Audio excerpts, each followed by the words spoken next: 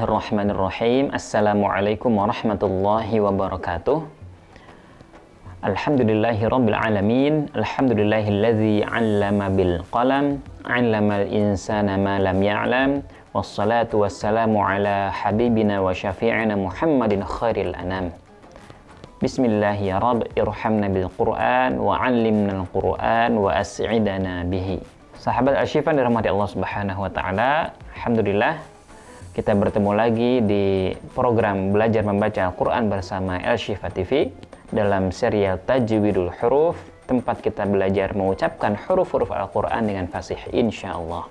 Insyaallah pada kesempatan kali ini kita akan belajar bagaimana mengucapkan huruf dhad. Huruf dhad, tempat keluarnya berada di pangkal sisi lidah sampai ke bagian tengah sisi lidah, lalu bagian tersebut diarahkan atau ditempelkan, ya kita berusaha menempelkannya kemana? Ke gigi geraham atas.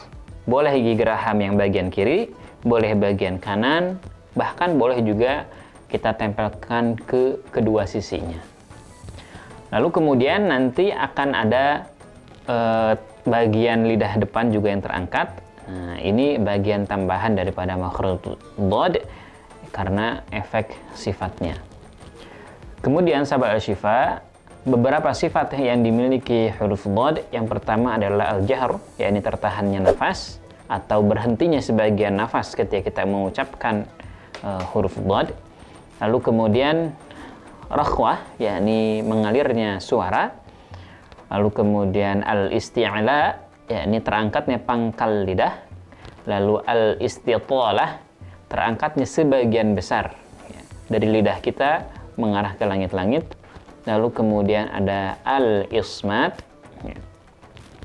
dan yang dimaksud al-ismat adalah bukan ujung lidah. Lalu kemudian al-istitalah, memanjang.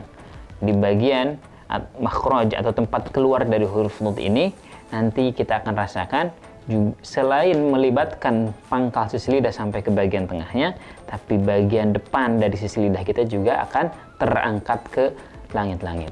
Ini dimaksud dengan al-istitalah.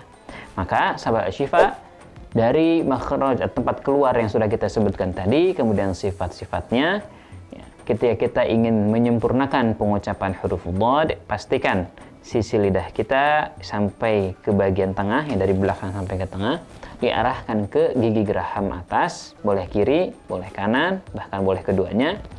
Lalu kemudian pastikan suara suara mengalir, lalu kemudian nafas tertahan, lalu kemudian jaga bentuk rahang kita untuk selalu tebal, dan lalu nanti kita akan rasakan dari sisi makhraj huruf dhad ini memanjang sampai ke sisi lidah bagian depan. Baik, kita akan praktekkan dengan sama-sama mensukunkan huruf dhadnya, lalu didahului dengan huruf atau harokat. Al,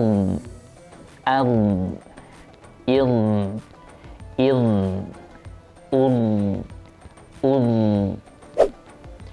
do, li, du, dod, lid, dud, ضادي ضوبض ضوضاني ضضنا من المضني مضيضا ضنيضا. Sahabat Al-Syifa yang dirahmati Allah Subhanahu wa taala, beberapa hal yang mesti kita perhatikan dalam mengucapkan huruf dhad. Yang pertama adalah jangan sampai kita memonyongkan bentuk bibir kita ketika mengucapkan huruf dhad dalam kondisi fathah ataupun kasrah.